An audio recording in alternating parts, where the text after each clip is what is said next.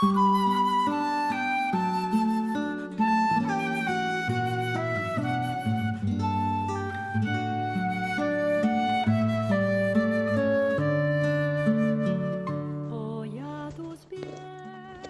Senhor esteja convosco, Ele está no meio de nós.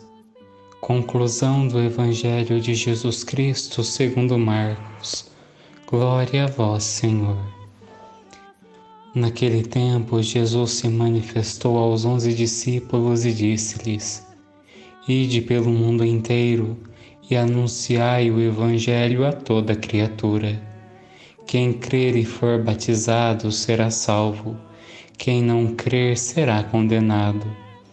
Os sinais que acompanharão aqueles que crerem serão estes: expulsarão demônios em meu nome, falarão novas línguas, se pegarem em serpentes ou beberem algum veneno mortal, não lhes fará mal algum.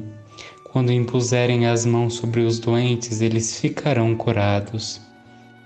Depois de falar com os discípulos, o Senhor Jesus foi levado ao céu e sentou-se à direita de Deus.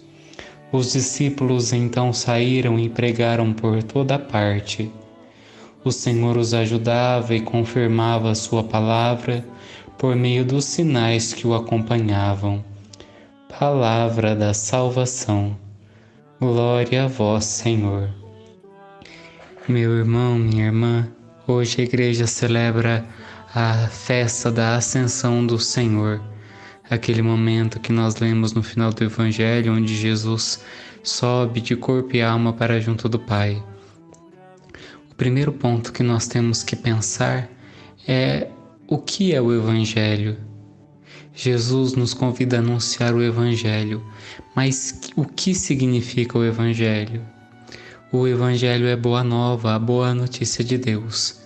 Se nós pensarmos em todo o Evangelho que Jesus viveu, em todo o Evangelho que foi escrito e chegou até nós pela mão dos evangelistas, nós podemos resumir tudo isso na boa notícia do amor de Deus que ama cada uma de suas criaturas, cada um de nós, seus filhos, e vem até nós, dá sua vida por nossa causa.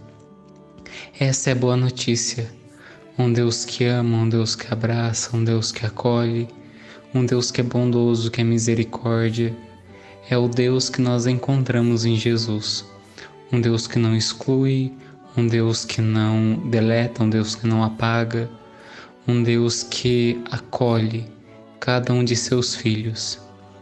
E o Evangelho de hoje, Jesus nos diz claramente: Ide pelo mundo inteiro e anunciai o Evangelho a toda criatura. Jesus não pede que nós larguemos tudo e passemos a nossa vida peregrinando pelo mundo, anunciando o Evangelho. Algumas pessoas têm essa missão. Alguns são chamados missionários para ir pregando, anunciando a boa nova de Deus onde ela ainda não foi anunciada.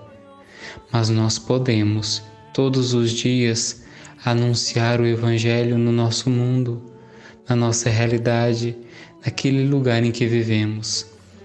E o belo do Evangelho é que Jesus nos dá o rumo, nos mostra qual é a meta da nossa pregação, quais são as classes, quais são as pessoas, quais são as faixas etárias que nós devemos pregar a toda criatura. Diante dessa palavra de Jesus, nós temos que pensar, porque nós vivemos uma sociedade de exclusão, onde eu acolho aqueles que me são interessantes, aqueles que eu gosto, que me causam algum bem, e excluo, afasto, rejeito aqueles que me são contrários, que eu julgo negativamente e me afasto, fujo. E Jesus nos deixa claro: o Evangelho tem que ser pregado a toda criatura. Aqui eu convido cada um a pensar em si mesmo. Será que nós, como cristãos, temos anunciado o Evangelho? Será que nós, como cristãos, temos anunciado o amor de Deus? seja por palavras, seja por atos, seja pelo nosso comportamento?